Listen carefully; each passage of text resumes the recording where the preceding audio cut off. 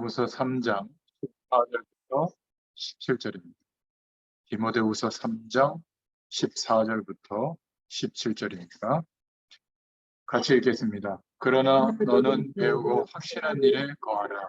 너는 내가 누구에게서 배운 것을 알며 또 내가 어려서부터 성경을 알았나니 성경은 능히 너로 하여금 그리스도 예수 안에 있는 믿음으로 말미암아 구원에 이르는 지혜가 있게 하느니라.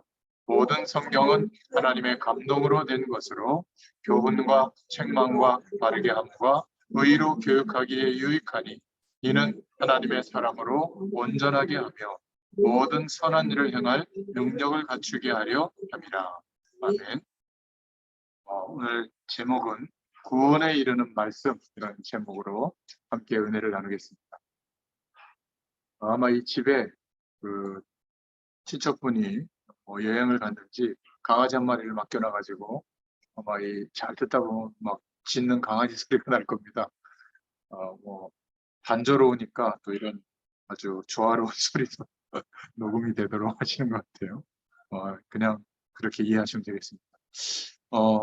우리가 받은 이 구원은 예수 믿고 하나님 자녀가 됐다. 우리는 그냥 그렇게 생각하고 넘어가는데요.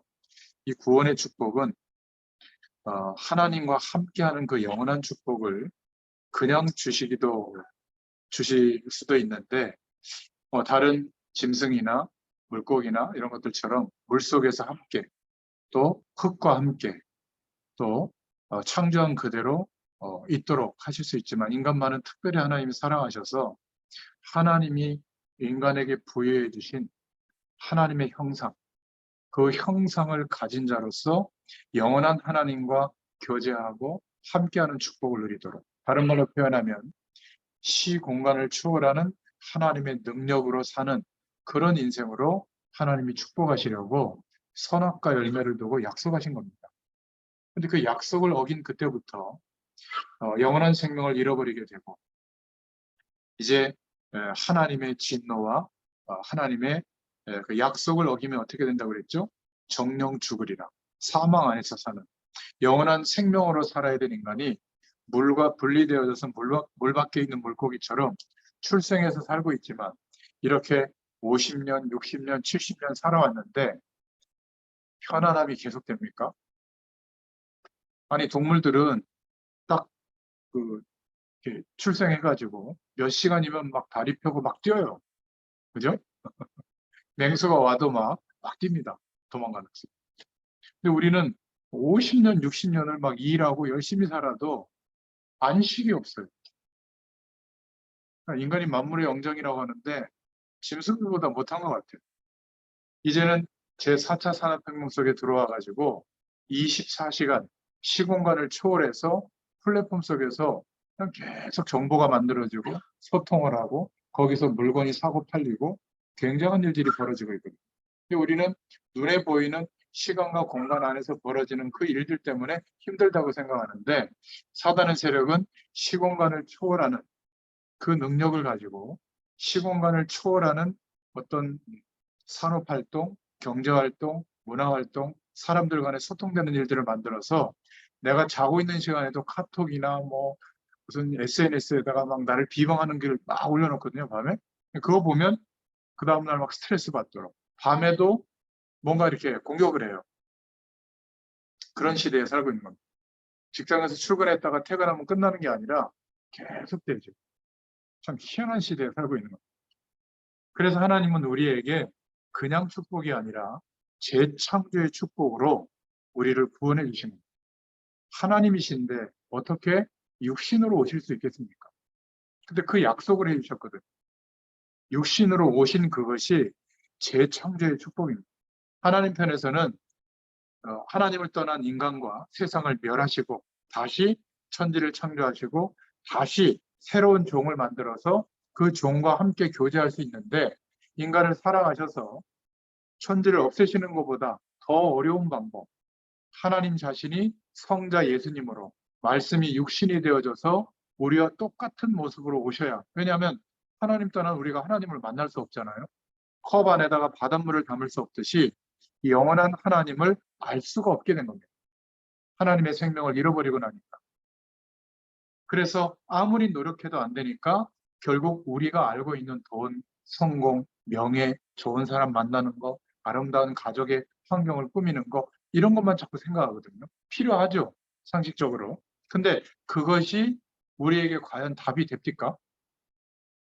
우리 어머니 계시지만 자녀들 이렇게 볼 때 물론 기쁠 때도 있지만 속상할 때가 더 많지 않습니까? 또 자녀들이 잘 살면 좋은데 막 투닥거리거나 경제적으로 어려워지거나 좀 건강에 문제가 있거나, 그죠? 사람들로부터 업신여김을 당하면 굉장히 연세가 드셔도 마음 아파요. 그렇지 않습니까? 저희 아버지는 가끔 전화드리면 차 조심해라. 아직도 건강 조심해라. 살 좀 빼라. 많이 빠졌는데. 그러니까 인간은 눈에 보이는 것으로 만족이 되는 게 아니라 영원한 생명이 회복돼야 영원한 하나님과 함께 할 수 있거든요. 이 축복이 회복되지 않으면 안 채워집니다. 아무리 노력해도 거기에는 인생의 길이 없어요. 그래서 하나님이 죽어야만 끝나는 인생의 문제를 다시 회복시켜 주시기 위해서 재창조의 능력으로 말씀이 육신이 되어 이 땅에 오십니다. 그래야 우리가 만날 수 있습니다. 오셔서 많은 제자들은 뭘 기대했냐면 유대인들은 왕이 돼가지고 로마도 정복하고 세상을 다 정복해가지고 자기 민족을 막 최고의 막 민족으로 만들고 세상적인 복을 막 가득 받는 이거를 꿈꿨단 말이죠. 그런데 예수님이 하신 그리스도의 이름 뭐죠? 재창조의 능력으로만 우리가 구원의 축복을 받을 수 있기 때문에 생명의 근원 되신 주님이 죽으신 거예요. 있을 수 없는 일입니다. 컵에 바닷물이 담겼다 이런 얘기가 똑같은 거거든요. 영원한 생명의 근원 되신 하나님이 육신을 입고 오신 것도 기적인데 죽으실 겁니다. 왜 그렇게 하셨죠? 우리가 죽어야만 끝나는 인생의 문제, 죄의 권세에서 벗어나지 못하는 문제, 그리고 사단의 권세에서 벗어나지 못하는 문제. 결국 사단은 막 직접 역사하기도 하지만 세상의 권세를 가지고 역사하거든요. 돈이 전부다. 건강이 전부다. 이쁜 게 전부다. 좋은 사람 만나는 게 전부다. 최선을 다해서 성공하고 높은 위치에 올라가는 게 전부다. 이런 보이는 것이 전부라고 생각하도록 하나님 없어도 인간이 살만하다. 저것만 얻으면 이 가치관과 문화를 계속 공급하거든요. 이게 사단의 권세이기 때문에 세상 권세에서 스스로 못 빠져나옵니다. 돈을 초월할 수 있다? 건강의 문제를 초월할 수 있다? 불가능해요. 죄의 권세를 우리가 막 노력하면 이길 수 있다? 불가능합니다. 그래서 여기에서 해방되는 길은 없어요, 세상에. 죽어야만 해방되는데 죽으면 또 끝나잖아요. 그래서 하나님께서 육신으로 오셔서 십자가 지시고 죽으신 겁니다. 재창조의 축복으로 죽으시는 일을 이루신 거예요. 그래서 우리가 예수님을 그리스도로 믿고 영접하면 우리도 그 예수님의 죽음에 영적으로 연합되어져서 하나님이 우리를 죽었다라고 인정해 주신 거예요. 이게 다 믿음에서 이루어지는 일들이죠. 죽었다고 인정하시는 순간 어떻게 되죠? 더 이상 죄의 권세 아래 있지 않아요. 더 이상 사단의 권세 아래 있지 않아요. 더 이상 세상 권세 아래 묶여 있지 않아요. 왜냐하면 그런 나는 죽은 거예요. 하나님이 그렇게 인정한 겁니다. 우리도 그 사실을 믿을 때 해방되어지죠. 그리고 동시에 영원한 생명을 회복시켜 주셔서 부활의 영에 예수님의 영에 연합되어지도록 하나님이 인정하신 겁니다. 그래서 나는 어머니 뱃속에 들어갔다가 다시 태어난 적이 없는데 다시 태어난 거예요. 어떻게? 영원한 생명의 축복을 누릴 하나님의 자녀로 거듭났다라고 하나님이 인정해 주신 거예요. 이것을 믿어야 되는 겁니다. 이것은 주님의 부활과 죽으심과 부활로 이루어진 천지를 창조하는 것보다 어려운 재창조의 능력으로 우리를 구원하시려고 하신 일이에요. 그 일이 바로 그리스도의 일입니다. 그래서 누구든지 이 예수님을 그리스도로 믿고 내 마음의 구주로 영접하면 어떻게 되죠? 생명이 임하는 거예요. 나의 옛사람은 죽었다라고 인정하시는 영적 효력이 시작이 되는 거예요. 이거는 취소되지 않아요. 원죄 아래에 있기 때문에 못 빠져나오는 거거든요. 하나님을 떠난 상태로. 물고기가 물 밖에서 살면 그건 끝난 거잖아요. 하나님을 떠난 상태로 살아가는 것 자체가 원죄 아래에 있는 겁니다. 못 벗어나요. 죽어야만 끝나는데 예수님이 영원한 대속제물이 되어주심으로 우리가 육신적으로 죽지 않았는데 영적으로 죽었다고 하나님이 인정하시는 일이 벌어지게 된 겁니다. 그래서 이제는 영원한 생명을 얻은 우리에게 영원하신 하나님이 이제는 영으로, 하나님의 영으로, 거룩한 영, 그래서 성령이라고 하죠. 영으로 우리 안에 찾아오셔서 함께 하시는 겁니다. 고함고함 안 질러도 돼요. 도와달라고. 함께하고 계세요. 그런데 하나님이 우리에게 허락하시는 축복은 함께하는 정도가 아니라 첫사람 아담과 하와가 하나님을 떠나기 전에 하나님의 형상을 가졌을 때, 약속을 지키면서 하나님의 생명을 누렸을 때 어떻게 됐죠? 하나님이 창조한 모든 것을 다스리고 정복하고 누리고 관리할 수 있었어요. 어마어마한 능력의 사람이었어요. 지금 우리에게 그 축복이 회복되어졌는데 이 축복을 못 누리고 있는 겁니다. 돈 벌고 성공하고 건강하고 잘 되고 사람들이 나를 힘들게 하는 거 해결받고 내가 좀 연약한 거 좀 해결받고 이 정도의 기대감을 가지고 하나님을 바라보거든요. 그러니까 말씀을 들을 때도 구원에 이르는 말씀을 주시는데 우리는 내 문제를 해결하는 수단이 되는 말씀으로만 생각하는 거예요. 몸이 아픈 사람은 몸이 낫는 건강해지는 말씀, 경제적으로 어려운 사람은 뭔가 이렇게 경제적 축복을 받는 말씀, 자녀들이 좀 문제가 있으면 자녀들의 문제를 해결받는 말씀, 이 정도의 말씀으로 생각하니까 시간과 공간 안에서 벌어지는 일에 대해서 우리는 기대하고 간구하거든요. 근데 우리 인생의 문제는 시간과 공간 안에서 시작된 게 아니에요. 영원한 축복을 놓쳐서 사단이, 영적 존재인 사단이 우리를 속임으로 하나님 떠나서 출생했고 복음 속에 들어왔는데도 여전히 눈에 보이는 이것이 전부라고 생각하도록 자꾸 속이는 겁니다. 시공간을 초월하는 하나님의 능력을 구하지도 않아요.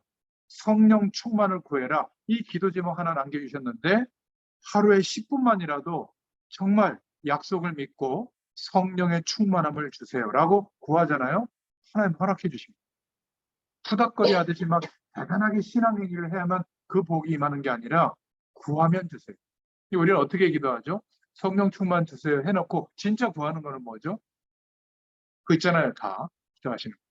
그게 나쁜 기도는 아니에요. 우리가 살아가는데 필요한 거죠. 근데 하나님이 그런 문제들을 해결해 주시려고 그리스도 되신 거는 아니에요.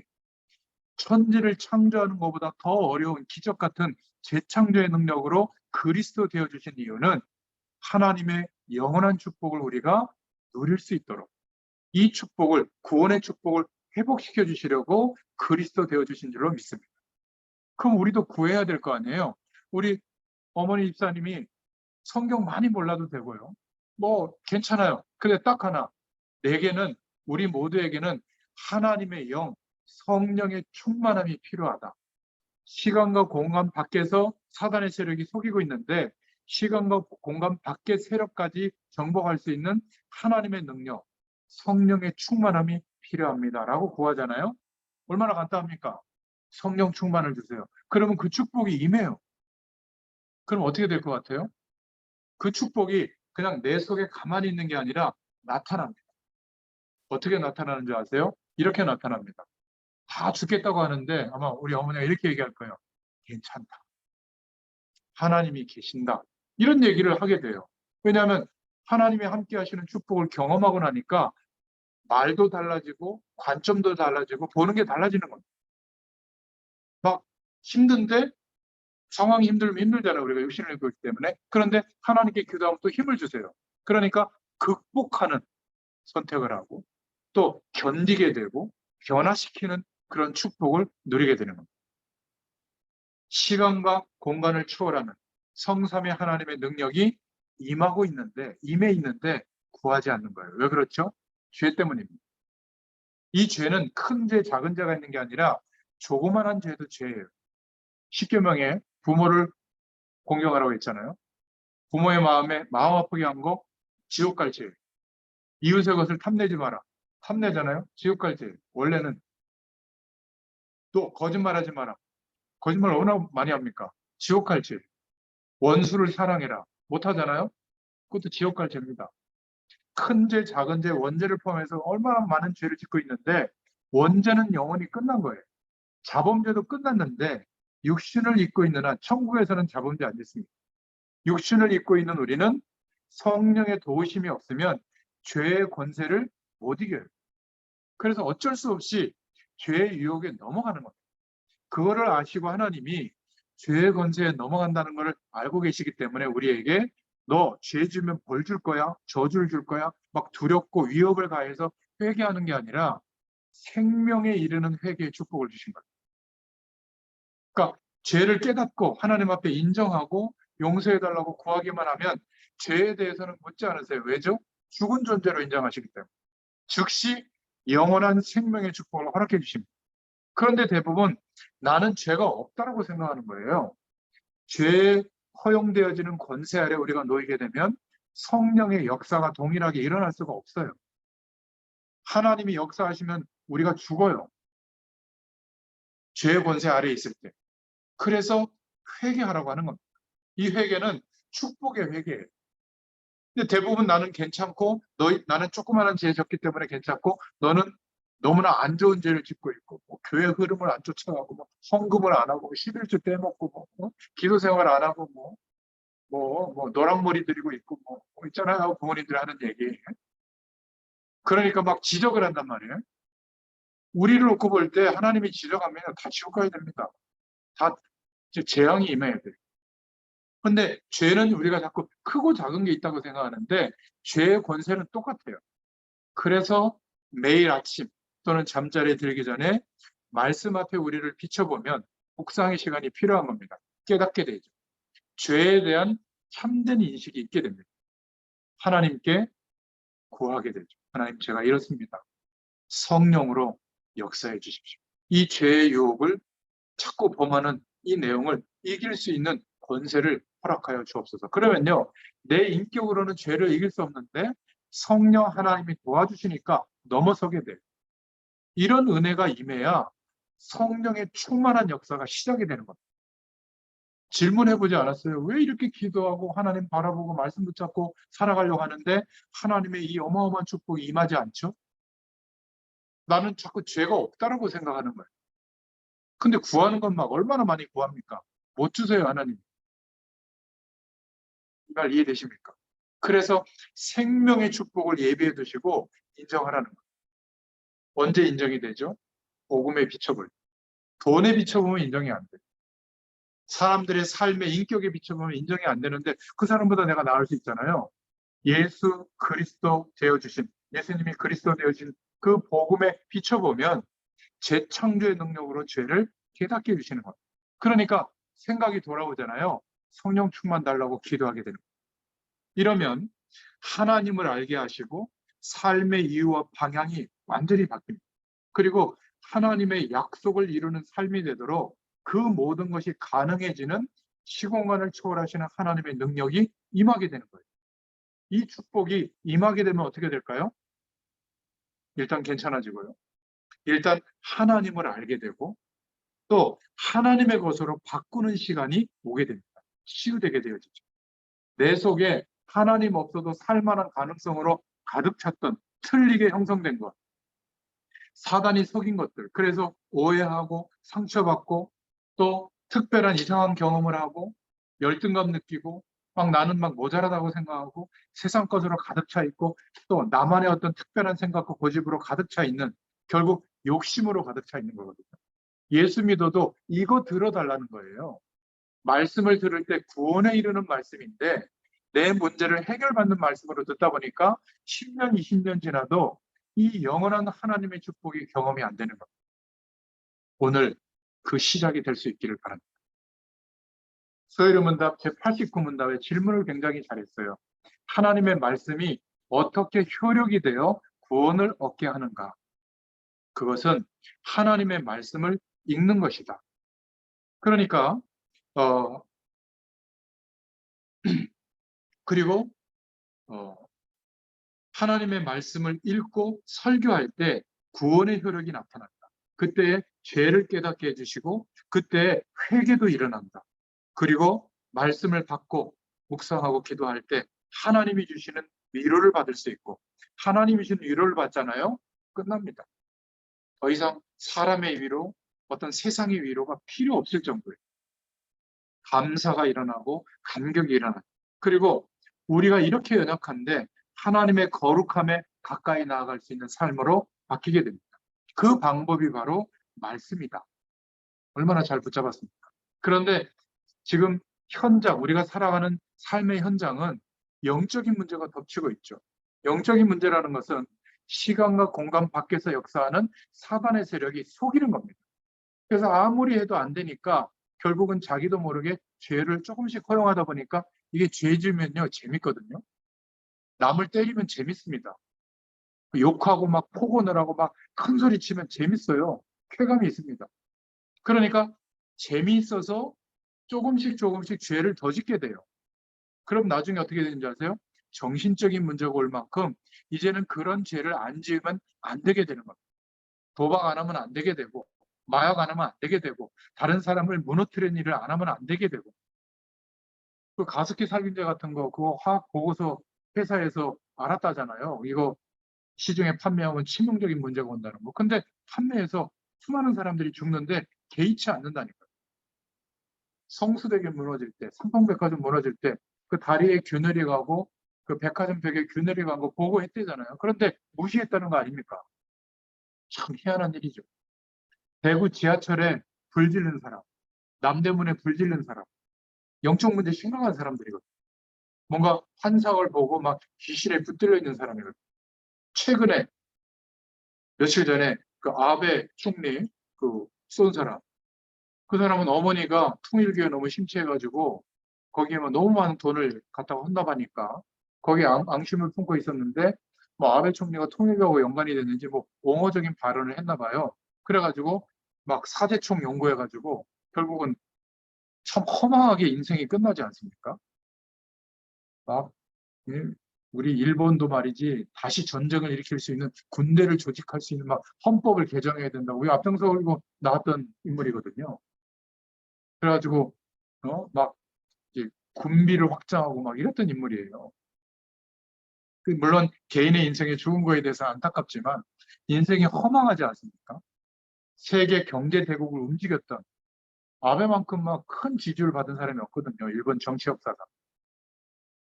저렇게 허망하게 가는 거 보면 참 인생이 참 그렇습니다.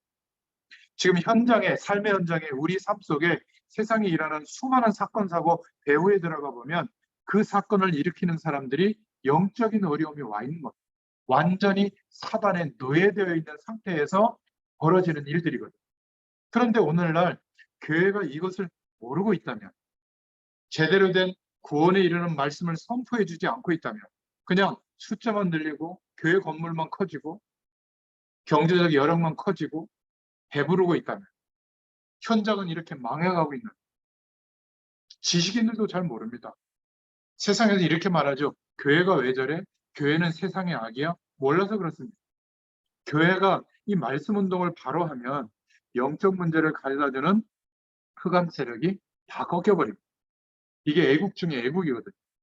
만약에 교회가 없어져 버리고 복음이 없어져 버리면 이 지구상에 엄청난 문제들이 엄청나게 폭발하거든요. 모르니까 세상 말로 자꾸 죄송합니다. 짓거리는 건 교회는 없어도 된다 말이지 터무니없는 소리를 하고 있는 거예요. 지금 중대한 사고를 낸 사람들이 거의 다 배후에 보면 시달리고 있는 이상한 사람들입니다. 자, 이런데 저와 여러분은 지금까지 무엇을 하고 살아왔는가 한번 스스로 질문해 보시기 바랍니다. 정말 무엇 때문에 살아왔는가?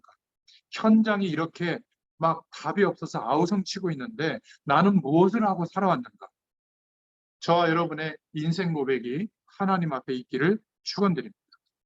이 이유를 가지고 살아가기 위해서 시작하는 것이 지금처럼 이 말씀 운동입니다.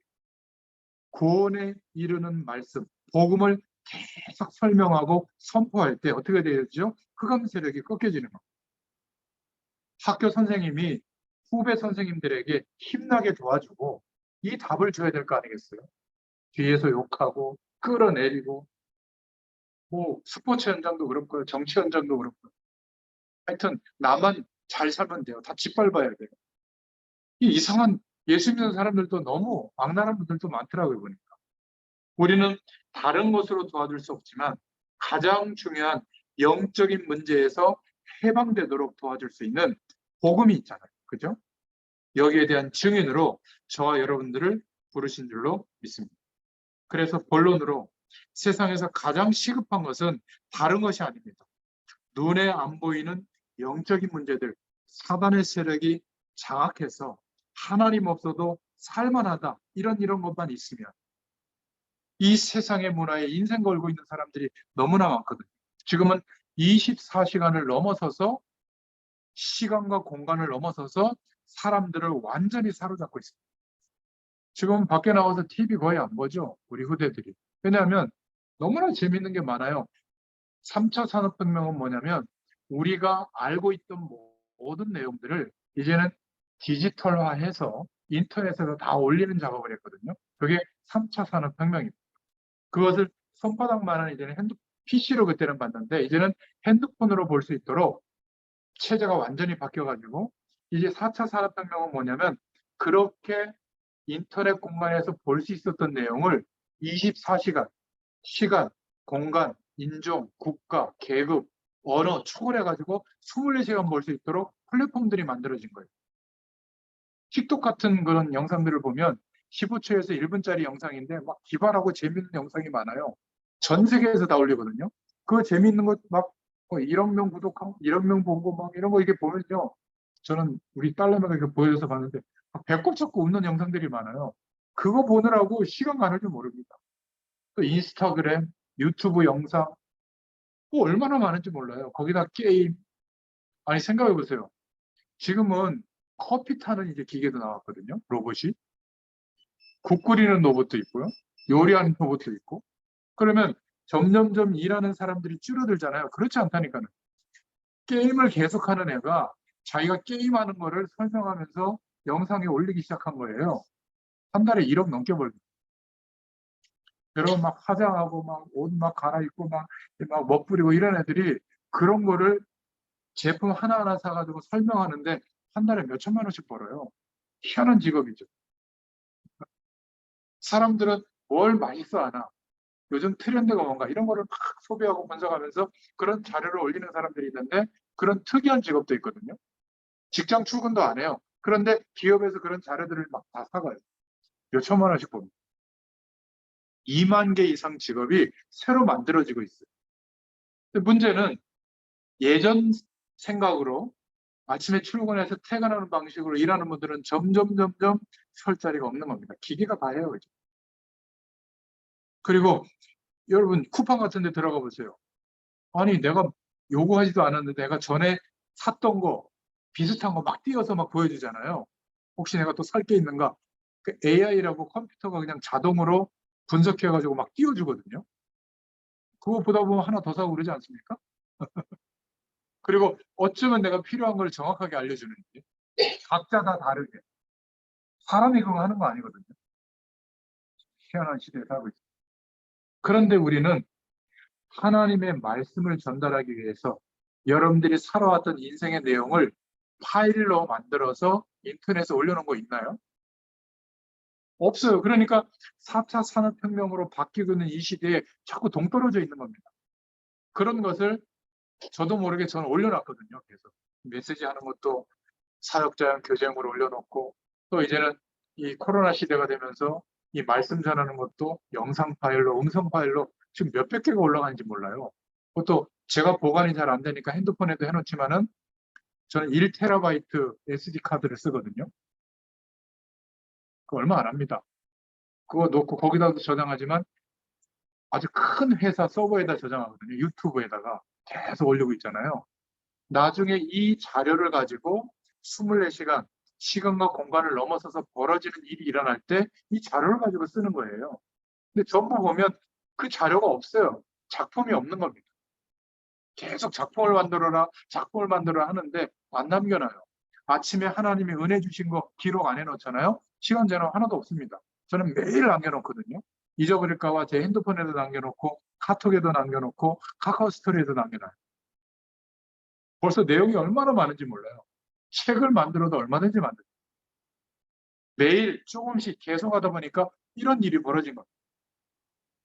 지금 시급한 것은 세상에 이렇게 빨리 빛의 속도로 변하고 24시간 영적 문제를 사단이 가져다주는 문화로 공격한단 말이죠.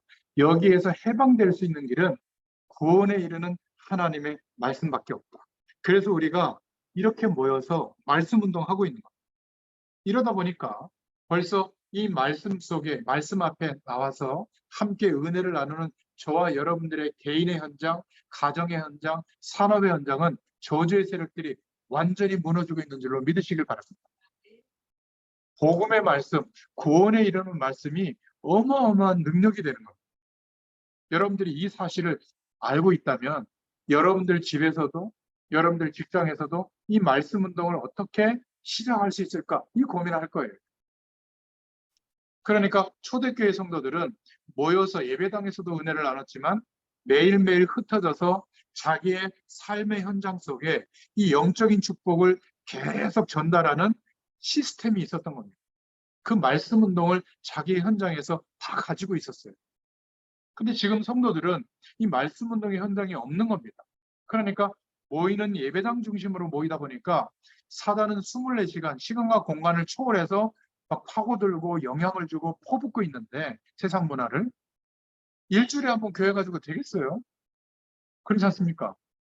그러니까 자꾸 주일날 독하게 설교하고 독하다는 표현을 해서 죄송합니다. 뭔가 특별한 분위기를 만들려고 하고 특별한 메시지를 줘야 되고 특별한 은혜를 받으려고 하는데 그럴 필요가 없는 겁니다.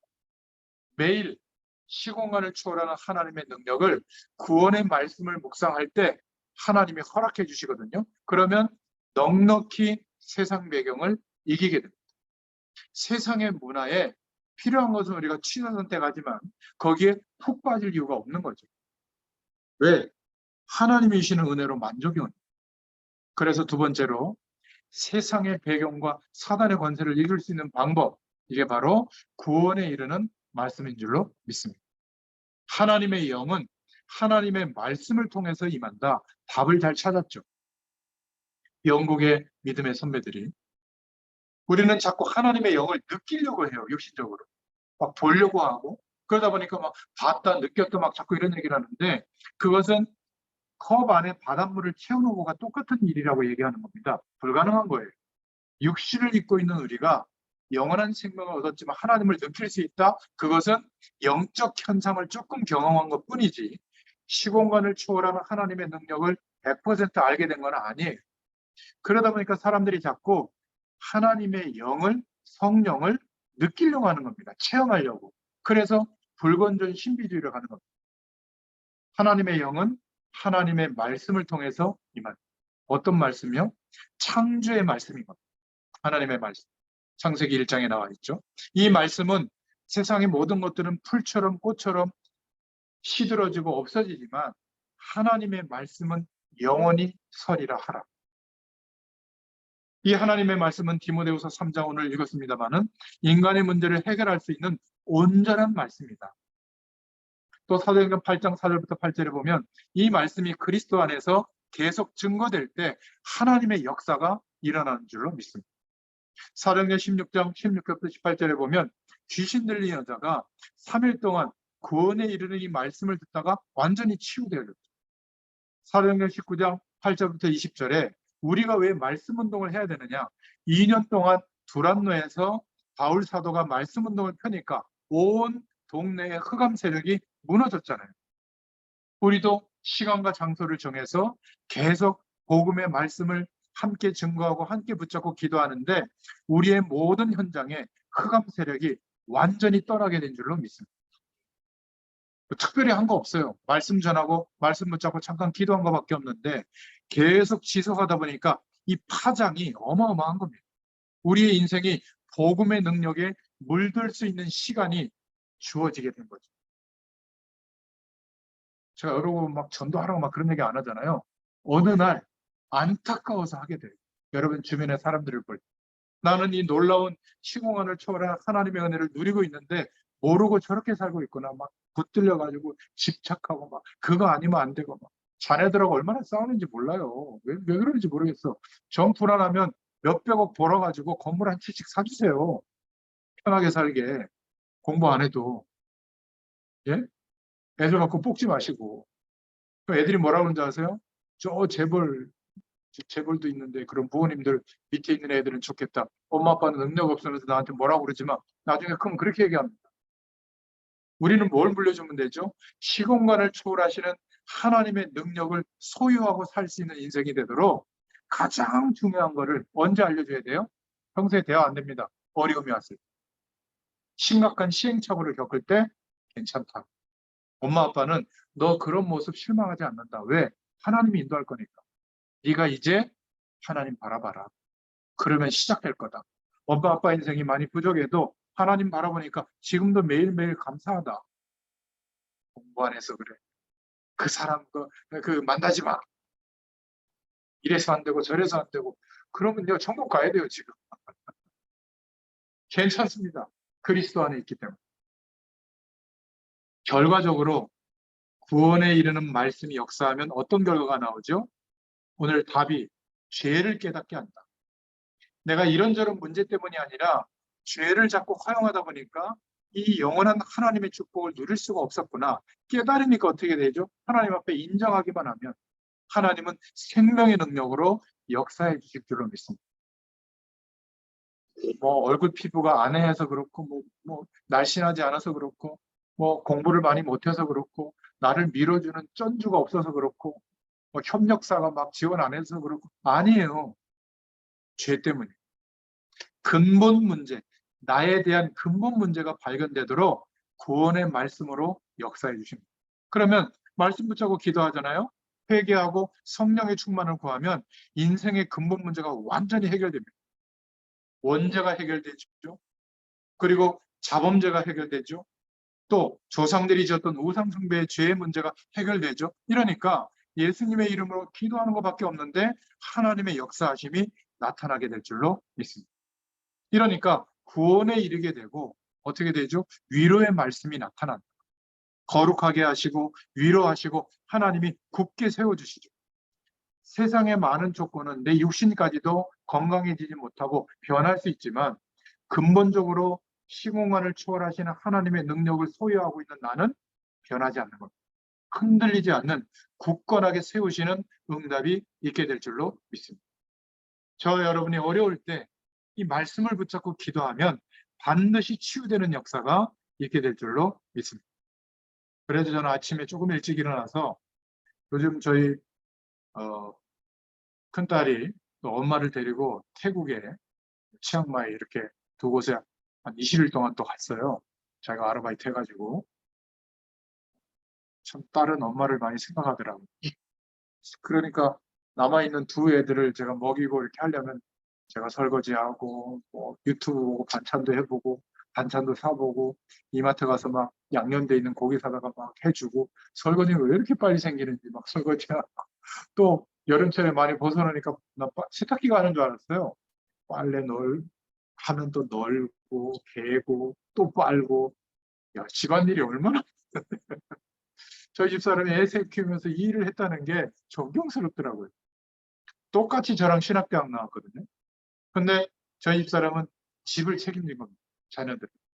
저는 말씀 전하는 이 사역을 계속하고 있고. 그러니까 30년을 그렇게 희생해 준 결과로 제가 있다는 것을 모르고 굉장히 집안일은 시시하게 생각하고 내가 목회자로서 하는 일은 대단하게 생각한 거를 회개했어요. 한 1년 전부터 제가 안 하던 일을 집안일을 약간 돕는데 참 고맙더라고요. 저희 사람. 참 귀중하게 생각돼요. 귀중하게 생각하시기 바랍니다. 집안일 많이 도와주시나요? 잘 안 도와주세요? 도와주셔야 돼요. 똑같이 일하고 있는.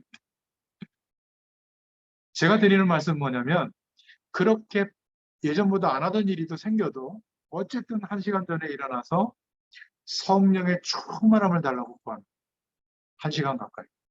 영력, 지력, 체력, 경제력, 인력을 달라고 하면서 성령 충만을 구하는데 제 인생을 통해서 세계복음 하신 하나님의 계획이 제게는 있거든요. 그건 제가 할 수 없어요. 그래서 하나님이 하시는 것을 믿고 TCK 플랫폼, 예전에 한번 기도했죠. 공익재단을 세우는 플랫폼, 목회자들이 연대하는 플랫폼, 5가지 성경적 전도운동을 일으키는 플랫폼, 그리고 문화권을 바꾸는 문화재단을 일으키는 플랫폼. 이 5가지를 두고 성령 충만 속에서 계속 깊게 호흡하면서 기도합니다. 이러면요. 예전에 제가 기도원에서 찬양 인도하고 막 기도를 인도했었는데 2시간 정도 찬양하고 막 두 손 들고 막 부르짖으면 뜨거운 은혜가 임합니다. 근데 그거하고는 결이 다르지만 1000만 배나 더 강력한 하나님의 임재가 누려져요. 아침에 조금 묵상하는. 저는 그때 그냥 기도하는 게 아니라 주일날 주셨던 말씀을 생각하면서 하나님, 이 말씀을 통해서 내게 어떤 축복을 허락하시려고 말씀을 허락하셨죠? 그 질문하고 기다립니다.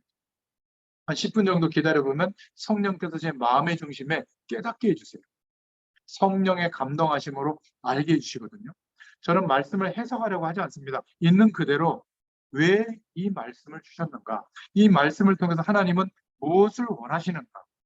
뭘 내게 말씀하시려고 하시는가? 이거를 기다리거든요. 여러분이 평신도로서 또 다른 사람에게 말씀 심부름할 때도 말씀을 준비해 놓고 이 말씀을 통해서 하나님이 무엇을 알게 하시려고 하지? 질문해 보세요. 우리가 설교를 잘하면 얼마나 잘하겠습니까? 하나님이 원하시는 말씀을 심부름해야 되지 않겠어요? 저는 아침에 하나님의 의도를 생각하고 묵상합니다. 그리고 제가 가는 현장의 사람들을 생각하고 기도하죠. 그리고 이렇게 말씀 끝나고 한두 마디 해주시는 이야기, 제가 삶 속에서 불신자들을 만나고 살 수는 없잖아요. 주로 예수 믿는 사람들을 만나거든요. 그러니까 이분들이 살아가는 삶의 이야기가 하나님의 음성으로 저희는 들려요. 아, 이렇게 살고 있구나. 이렇게 힘들게 살고 있구나. 아직도 시공간을 초월하는 하나님의 능력을 못 구하고 있구나. 왜 그럴까? 그래서 발견한 게 죄를 많이 허용하고 있구나. 그런데 죄에 대한 인식조차 못하고 나는 괜찮다고 자꾸 생각하는구나. 하나님이 생명에 이르는 축복을 주신 회개조차도 못하고 있구나. 그러니까 오히려 다른 사람들을 나무라고 핀잔 주고 막 이렇게 틀렸다고 그러고 이러고만 있구나. 저는 자녀들을 놓고 볼 때도 우리 자녀들이 나보다 못하다고 생각 안 하거든요. 인간 대 인간으로 함께 배우고 살아가는 존재거든요. 그러니까 제가 자녀들에게 뭐라고 할 수가 없어요. 잔소리 왜 하죠? 우리 부모가 낫다고 생각하니까 하잖아요. 미안하지만 훨씬 우리 후대들이 나아요. 왜냐하면 우리처럼 세상의 때가 덜 묻었어요, 아직. 좀 순진한 구석 있지 않아요? 시행착오를 비록 겪지만은 나와 같거나 훨씬 낫다라고 생각하면 업신여기거나 막 욕하거나 윽박지르거나 그러지 않습니다. 기다려줄 수 있어요. 그리고 함께 도와주려고 하고 이러면 친구 관계가 됩니다. 서로 이렇게 부족한 모습들을 이해하고 도와주려고 하죠. 하나님의 자녀는 이렇게 바뀝니다. 왜냐하면 죄 앞에 하나님은 항상 용서해 주시는데 나는 그 용서를 못한다면 말이 되겠어요? 그렇지 않습니까? 현장을 보면 완전히 영적 문제가 덮쳐 있는데 내가 침묵하고 있는 사이에 이렇게 변했구나. 우리의 직장, 이 사람들이. 그러니까 구원에 이르는 말씀을 붙잡고 정시로 무시로 기도하는 겁니다. 하나님 앞에서. 그러면 반드시 하나님의 말씀이 저와 여러분의 개인과 가정과 산업과 현장을 치유하는 역사가 있게 될 줄로 믿습니다. 중요한 순간에는 세상의 것들이 답이 되지 않습니다. 그리스도, 이 구원에 이르는 말씀만 답이 되는 줄로 믿습니다. 아무도 나를 도와줄 자가 없다는 것이 어떨 때는 내게 낙심될 이유이기도 하지만 가장 좋은 시간이 온 거예요. 어떤 시간이죠? 내 생애 최고의 가치, 시공간을 초월하는 하나님의 능력을 구해볼 기회가 온 겁니다. 내 힘으로 안 되잖아요. 정말 하나님을 의지할 기회가 온 거거든요. 이거를 발견할 수 있는 시간이기도 한 겁니다. 그래서 하나님이 나와 함께 하시는 그 힘을 가지고 갈 수 있기를 축원드립니다. 에이, 언젠간 되겠지. 어떻게 되겠지. 이건 포기한 거예요. 하나님이 함께하는 힘을 가진 사람은 그 약속을 믿으면서 기다리는 겁니다. 견디는 거예요. 포기하는 것과 완전히 다른 겁니다. 날마다 새로운 소망이 일어나는 거죠. 기도 제목 꼭 적어놓으시기 바랍니다. 분명히 여러분들은 평신도로서 중직자로 아마 이렇게 신앙생활 잘하면 교회에서 중직자로 세우실 겁니다. 그러면 이 정도의 기도 제목은 가져야 돼요. 초대교회 중직자들은 70지역을 담당했어요. 여러분 삶 속에 70군데의 현장들이 있을 거예요. 친척 현장, 가족의 현장, 부모님으로서의 현장, 직장 현장, 여러 가지 취미생활 현장, 아니면 내가 마음을 둔고 품고 있는 사람들의 현장 많을 겁니다. 적어도 70나라를 품을 수 있는 기도 제목 가질 수 있기를 바랍니다. 그게 70인으로서 이름은 나와 있지 않지만 사도와 똑같은 일을 했던 평신도 중직자들이 초대교회를 세웠던 겁니다. 여러분들에게 이 은혜가 있기를 예수님의 이름으로 축원드립니다. 기도하겠습니다. 하나님 너무 감사합니다. 예수 그리스도로 말미암아 구원에 이르는 하나님의 말씀으로 하나님의 구원의 축복을 체험하고 누릴 수 있도록 역사해 주셔서 감사합니다. 하나님의 약속의 말씀을 붙잡고 성령의 충만함을 구하는 기도가 시작되게 하여 주시옵소서. 우리의 심령에 리바이벌, 부흥이 일어나기를 원합니다. 하나님의 영이 다시 회복되기를 원합니다. 정말 첫사람의 하나님의 부어졌던 그 첫사랑의 감격이 회복되기를 소원합니다. 하나님의 임재하심이 숨막힐 정도로 강렬하게 체험되기를 소원합니다. 시키지 않아도 우리가 죄 아래에 있다는 것이 발견되고 자복하는 회개가 이루어지게 하여 주시옵소서. 하나님의 말씀을 묵상할 때마다 육체와 마음의 병이 치유되고 회복되는 역사가 있기를 소원합니다.